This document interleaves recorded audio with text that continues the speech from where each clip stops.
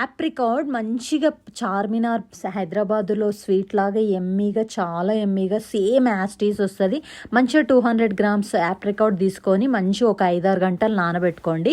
నానబెట్టుకున్న తర్వాత మంచిగా ఒక స్టవ్ మీద ఒక గ్లాస్ వాటర్ పోసుకొని 2 టేబుల్ స్పూన్స్ షుగర్ వేసుకొని మంచిగా వీటన్నిటిని బాగా ఉడకనివ్వండి. బాగా ఒక 10-15 మినిట్స్ ఉడకనివ్వండి హైలో. ఉడికిన తర్వాత మనం చల్లారిన తర్వాత వీటిని మిక్సీకి పట్టేసుకోండి. ఈ విధంగా మెత్తగా పట్టేసుకొని పక్కకు పెట్టుకోండి. అదే గిన్నెలో మంచిగా ఒక 200 గ్రామ్స్ మిల్క్ వేసేసుకొని మంచిగా ఒక 3 టేబుల్ స్పూన్ షుగర్ వేసేసుకొని మంచిగా కరగబెట్టుకున్న తర్వాత మనము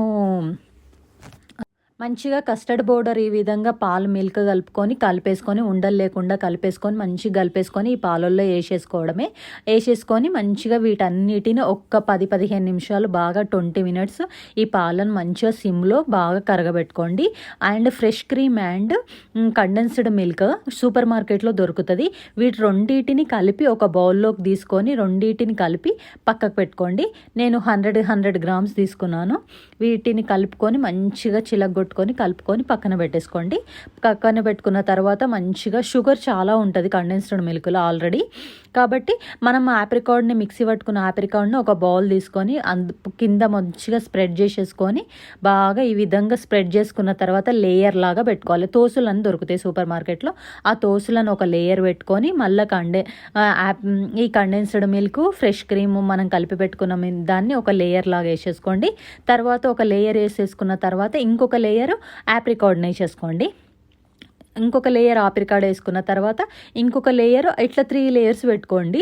మళ్ళీ తోసులు పెట్టుకోండి.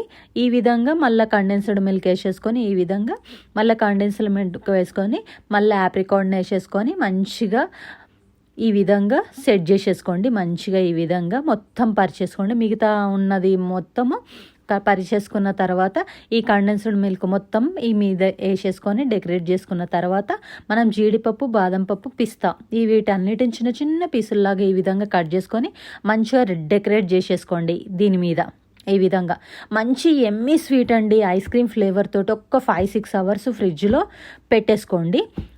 ఫ్రిడ్జ్లో పెట్టుకొని తర్వాత తీసుకొని తినేయడమేనండి. ఎంత ఎమ్మీగా ఎంత బాగుంటుంది. పిల్లలు ఇష్టంగా తింటారు. ఆప్రికాట్ కూడా చాలా హెల్త్కి మంచిది. మంచి ఫుడ్, హెల్దీ ఫుడ్ అనమాట. డేట్స్ మంచి హెల్దీ ఫుడ్. ట్రై చేసి చూడండి. ఈజీగా అయిపోతుంది, క్విక్గా అయిపోతుంది, టేస్టీ కూడా అయిపోతుంది. చాలా చాలా చాలా హెల్తీ ఫుడ్ అండి. పిల్లలకు మాత్రము ఇష్టంగా బయటది కాకుండా ఇంట్లో home made food, home made sweet, home made ice cream delicious అండి. చాలా చాలా ఎమ్మీగా ఉంది. Please subscribe, like me. How is it చేసుకొని ఎలా ఉందో కూడా ట్రై చేసి చూడండి. చాలా బాగుంటుందండి. స్వీట్ మాత్రం అద్దిరిపోయింది. Please subscribe me.